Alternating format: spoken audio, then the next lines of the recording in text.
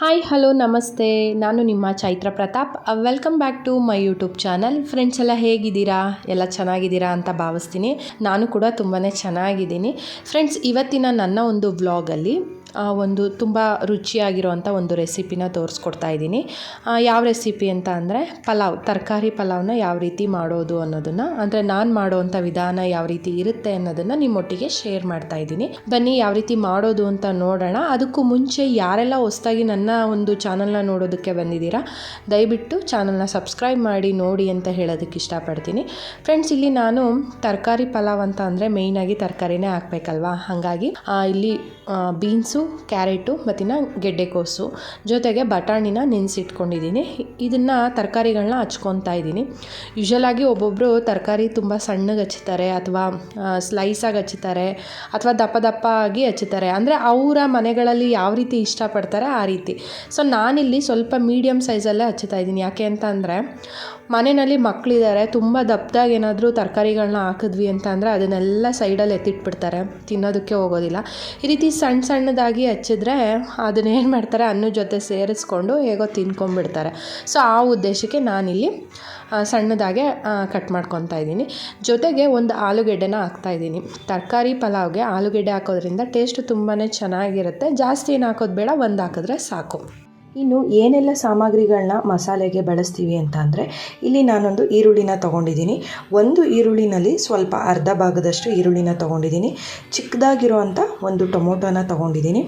ಒಂದು 2 ಗೆಡ್ಡೆಯಷ್ಟು ಬೆಳ್ಳುಳ್ಳಿನ ತೊಗೊಂಡಿದ್ದೀನಿ. ಸ್ವಲ್ಪ ಚಕ್ಕೆ, ಲವಂಗ, ಶುಂಠಿ ನೋಡಿ ಇಷ್ಟು, ಒಂದು 2 ಇಂಚಷ್ಟು ಶುಂಠಿನ ತೊಗೊಂಡಿದ್ದೀನಿ. ಸ್ವಲ್ಪ ಹಸಿಮೆಣ್ಸಿನ್ಕಾಯಿನ ತೊಗೊಂಡಿದ್ದೀನಿ. ನಾನಿಲ್ಲಿ 2.5 ಲೋಟ ಅಕ್ಕಿ ಹಾಕಿ ಪಲಾವ್ನ ಮಾಡ್ತಾ ಇರೋವಂಥದ್ದು. ಅದಕ್ಕೆ ನಾನು ಎಣಿಸೋದಕ್ಕೆ ಹೋಗೋದಿಲ್ಲ, ಒಂದು ಅಂದಾಜು ಐಡಿಯಾ ನನಗೆ ಗೊತ್ತಿರುತ್ತೆ.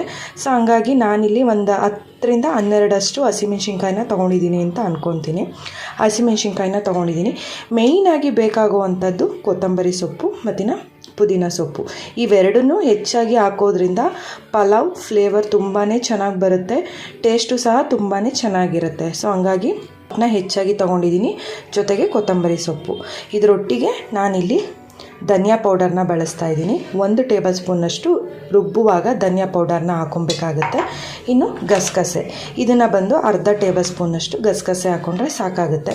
ಇಲ್ಲಿ ನಾನು ತೆಂಗಿನಕಾಯಿನ ತೊಗೊತಾ ಇಲ್ಲ, ತೆಂಗಿನಕಾಯಿ ತುರಿನ. ಯಾಕೆ ಅಂತ ಅಂದರೆ ಕಮ್ಮಿ ಪ್ರಮಾಣದಲ್ಲಿ ನಾವಿಲ್ಲಿ ಪಲಾವ್ನ ಮಾಡ್ತಾ ಇರೋದು. ಸೊ ಹಂಗಾಗಿ ತೆಂಗಿನಕಾಯಿನ ತೊಗೊತಾ ಇಲ್ಲ. ಏನಾದರೂ ನಾವು ಅಂದರೆ 1 ಸೇರಷ್ಟು ಅಕ್ಕಿ ಹಾಕಿ ಪಲಾವ್ನ ಮಾಡ್ತೀವಿ, ಅಥವಾ ದಡೇವು ಅಂದರೆ ಏನಂತೀವಿ, ದಡೇವು ಅಂದರೆ ಯಾರೋ ಲಾಸ್ಟ್ ವ್ಲಾಗಲ್ಲಿ ಕೇಳಿದರು ದಡೇವು ಅಂದರೆ ಏನು ಅಂತ ಅಂದ್ಬಿಟ್ಟು.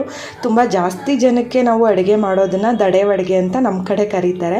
ಸೊ ಆ ಥರ ಜಾಸ್ತಿ ಜನಕ್ಕೆ ನಾವೇನಾದರೂ ಅಡುಗೆ ಈ ಥರ ಮಸಾಲೆ ಪದಾರ್ಥನ ಇಟ್ಟು ಮಾಡ್ತಾಯಿದ್ದೀವಿ ಅಂತ ಅಂದರೆ ಅಂಥ ಟೈಮಲ್ಲಿ ತೆಂಗಿನಕಾಯಿ ತುರಿನ ಅದು ಅಷ್ಟೇ ಜಾಸ್ತಿ ಹಾಕಬಾರ್ದು, ಕಮ್ಮಿ ಪ್ರಮಾಣದಲ್ಲಿ ಹಾಕೊಬೇಕಾಗುತ್ತೆ. ನಾನಿಲ್ಲಿ ಬರೀ 2.5 ಲೋಟ ಅಕ್ಕಿಗೆ ಪಲಾವ್ನ ಮಾಡ್ತಾ ಇರೋದ್ರಿಂದ ತೆಂಗಿನಕಾಯಿ ತುರಿನ ಸ್ಕಿಪ್ ಮಾಡಿದ್ದೀವಿ. ನೀವೇನಾದರೂ ಹಾಕ್ತೀನಿ ಅಂತಂದರೆ ನೀವು ಅದನ್ನು ಆ್ಯಡ್ ಮಾಡ್ಕೊಬೋದು. ಇದಿಷ್ಟು ಸಾಮಗ್ರಿಗಳಿದ್ದರೆ ನೀಟಾಗಿ ಮಸಾಲೆ ರೆಡಿ ಆಗುತ್ತೆ. ಇನ್ನು ಮಸಾಲೆ ಪದಾರ್ಥಗಳನ್ನೆಲ್ಲ ರುಬ್ಕೊಬೇಕಲ್ವ, ಹಂಗಾಗಿ ಒಂದು ಮಿಕ್ಸಿ ಜಾರಿಗೆ ಮೊದಲಿಗೆ ಇಲ್ಲಿ ಧನಿಯಾ ಪೌಡರ್ನ ಹಾಕ್ಕೊತಾ ಇದ್ದೀನಿ. 1 ಟೇಬಲ್ ಸ್ಪೂನಷ್ಟು ಧನಿಯಾ ಪೌಡರು, ಒಂದು ಸ್ವಲ್ಪ 1 ಟೇಬಲ್ ಸ್ಪೂನಷ್ಟು ಗಸಗಸೆನ ಹಾಕ್ಕೊತಾ ಇದ್ದೀನಿ. ಗಸಗಸೆ ಹಾಕೋದ್ರಿಂದ ಟೇಸ್ಟು ತುಂಬ ಚೆನ್ನಾಗಿರುತ್ತೆ. ಇನ್ನು ಮಸಾಲೆ ಸಾಮಗ್ರಿಗಳನ್ನೆಲ್ಲ ಮಿಕ್ಸಿ ಜಾರ್ಗೆ ಹಾಕ್ಕೊಂಡು ನೀಟಾಗಿ ಫೈನ್ ಪೇಸ್ಟ್ ಮಾಡ್ಕೊಬೇಕಾಗುತ್ತೆ. ತರಿಯಾಗಿ ರುಬ್ಬೋದಕ್ಕೆ ಹೋಗಬೇಡಿ. ಮಸಾಲೆ ಪದಾರ್ಥ ಎಲ್ಲ ನೀಟಾಗಿ ನುಣ್ಣಗೆ ರುಬ್ಬಬೇಕಾಗುತ್ತೆ. ತರಕಾರಿ ಪಲಾವ್ ಮಾಡೋದಕ್ಕೆ ಏನು ಮಸಾಲೆ ಸಾಮಗ್ರಿಗಳನ್ನ ತೋರಿಸಿದ್ದೀನಿ, ಮೆಂತ್ಯ ಪಲಾವ್ ಮಾಡೋದಕ್ಕೂ ಮಶ್ರೂಮ್ ಬಾತ್ ಮಾಡೋದಕ್ಕೂ ಇದೇ ಮಸಾಲೆ ಸಾಮಗ್ರಿಗಳನ್ನ ಇಟ್ಟು ನಾನು ಮಾಡೋ ಅಂಥದ್ದು.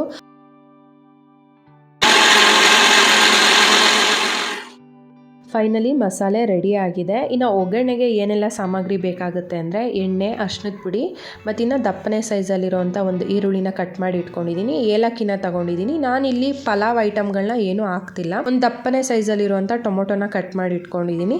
ಇನ್ನು ತರಕಾರಿ ಬಂದು ಹುಳ್ಳಿಕಾಯಿ, ಗೆಡ್ಡೆಕೋಸು, ಕ್ಯಾರೆಟು, ಬಟಾಣಿ, ಆಲೂಗೆಡ್ಡೆ ಇದಿಷ್ಟನ್ನು ತರಕಾರಿಯಾಗಿ ಹಾಕ್ಕೊತಾ ಇದ್ದೀನಿ. ನಾನಿಲ್ಲಿ ಪಲಾವ್ ಮಾಡ್ತಾ ಇರೋದು ಬಂದು 2.5 ಲೋಟ ಗ್ಲಾಸ್ ಅಳತೆನಲ್ಲಿ ಮಾಡ್ತಾ ಇರೋವಂಥದ್ದು. ಇನ್ನು ಯೂಶಲಾಗಿ ಉಪ್ಪು ಬೇಕಲ್ವಾ. ಸೊ ಹಂಗಾಗಿ ಇದಿಷ್ಟು ಸಾಮಗ್ರಿಗಳಿದ್ದರೆ ನಾವಿಲ್ಲಿ ಇನ್ನು ಪಲಾವ್ಗೆ ಒಗ್ಗರಣೆನ ಸ್ಟಾರ್ಟ್ ಮಾಡ್ಬೋದು. ನಾನು ಈ ಬಾತ್ ಐಟಮ್ ಎಲ್ಲ ಮಾಡೋದಾದರೆ ಕುಕ್ಕರ್ನಲ್ಲೇ ಮಾಡ್ತೀನಿ. ಸೊ ಕುಕ್ಕರ್ಗೆ ಒಂದು 3-4 ಟೇಬಲ್ ಸ್ಪೂನಷ್ಟು ಎಣ್ಣೆನ ಹಾಕ್ಕೊತಾ ಇದ್ದೀನಿ. ಎಣ್ಣೆ ಕಾದ ನಂತರ ಈರುಳ್ಳಿನ ಹಾಕ್ಕೊಂಡು ಸ್ವಲ್ಪ ಒಂದು ಅರ್ಧ ಟೇಬಲ್ ಸ್ಪೂನಷ್ಟು ಅರಿಶಿಣದ ಪುಡಿನ ಹಾಕ್ಕೊತಾ ಇದ್ದೀನಿ. ಚೆನ್ನಾಗಿ ಫ್ರೈ ಆದಮೇಲೆ ಕಟ್ ಮಾಡಿ ಇಟ್ಕೊಂಡಿರೋಂಥ ಟೊಮೊಟೊನ ಹಾಕ್ಕೊತಾ ಇದ್ದೀನಿ. ಟೊಮೊಟೊನು ಚೆನ್ನಾಗಿ ಫ್ರೈ ಮಾಡ್ಕೊಬೇಕು. ಸೊ ಅದನ್ನು ಸಹ ಸಾಫ್ಟ್ ಆದಮೇಲೆ ಇಲ್ಲಿ ಕಟ್ ಮಾಡಿ ಇಟ್ಕೊಂಡಿರೋ ಅಂಥ ತರಕಾರಿಗಳನ್ನೆಲ್ಲ ಹಾಕ್ಕೊತಾ ಇದ್ದೀನಿ. ತರಕಾರಿನ ಚೆನ್ನಾಗಿ ಎಣ್ಣೆಯಲ್ಲಿ ಮಿಕ್ಸ್ ಮಾಡಿಕೊಂಡು ಒಂದು 5 ನಿಮಿಷ ಬೇಯಿಸ್ಕೊಬೇಕಾಗತ್ತೆ.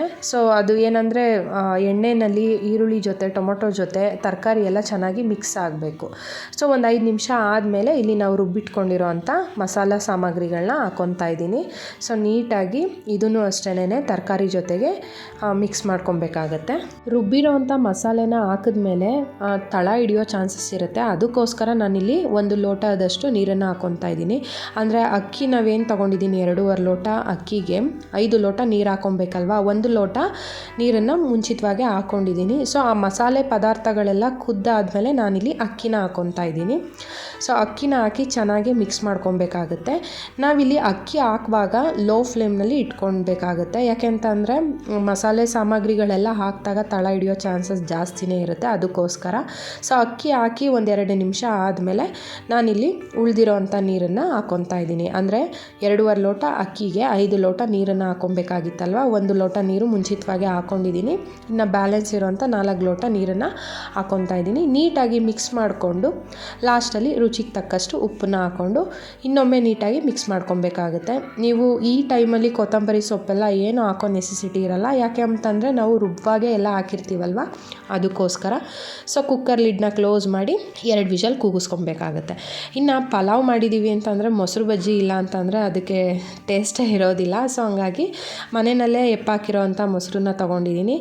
ಮೊಸರು ಬಜ್ಜಿಗೆ ಇಲ್ಲಿ ಈರುಳ್ಳಿ, ಟೊಮೊಟೊ, ಸೌತೆಕಾಯಿ ಮತ್ತು ಕೊತ್ತಂಬರಿ ಸೊಪ್ಪು, ಸ್ವಲ್ಪ ಕ್ಯಾರೆಟು, ತುರ್ಕೊಂಡಿರೋಂಥ ಕ್ಯಾರೆಟನ್ನು ತೊಗೊತಾ ಇದ್ದೀನಿ. ಇದಿಷ್ಟೂ ಸಹ ಮೊಸರಿಗೆ ಹಾಕ್ಕೊತಾ ಇದ್ದೀನಿ. ನೀಟಾಗಿ ಮಿಕ್ಸ್ ಮಾಡ್ಕೊಬೇಕಾಗತ್ತೆ. ಇನ್ನು ನಾನಿಲ್ಲಿ ಮೊಸರು ಬಜ್ಜಿಗೆ ಯೂಶ್ವಲಾಗಿ ಉಪ್ಪು ಹಾಕೋದಕ್ಕೆ ಹೋಗಲ್ಲ. ಯಾಕೆಂದರೆ ಉಪ್ಪು ಜಾಸ್ತಿ ಅನ್ನಿಸ್ಬಿಡುತ್ತೆ. ಸೊ ಹಂಗಾಗಿ ಮೊಸರನ್ನ ನಾವು ಪಲಾವ್ ಜೊತೆಗೆ ಮಿಕ್ಸ್ ಮಾಡ್ಕೊಂಡು ತಿನ್ನೋದ್ರಿಂದ ಉಪ್ಪೇನು ಬೇಡ ಅನಿಸುತ್ತೆ. ಕೆಲವೊಬ್ಬರು ಹಾಕ್ಕೊತಾರೆ. ಬಟ್ ನಾನಿಲ್ಲಿ ಉಪ್ಪು ಬದಲಿಗೆ ನಾನಿಲ್ಲಿ ಪೆಪ್ಪರ್ನ ಹಾಕ್ತಾಯಿದ್ದೀನಿ. ಸೊ ಪೆಪ್ಪರ್ ಹಾಕೋದ್ರಿಂದ ಮೊಸರು ಬಜ್ಜಿ ಟೇಸ್ಟು ತುಂಬಾ ಚೆನ್ನಾಗಿರುತ್ತೆ. ಸೊ ನೀಟಾಗಿ ಮಿಕ್ಸ್ ಮಾಡ್ಕೊಂಡ್ರೆ ಮೊಸರು ಬಜ್ಜಿನೂ ಸಹ ಒಂದು ಕಡೆ ರೆಡಿ ಆಗಿದೆ.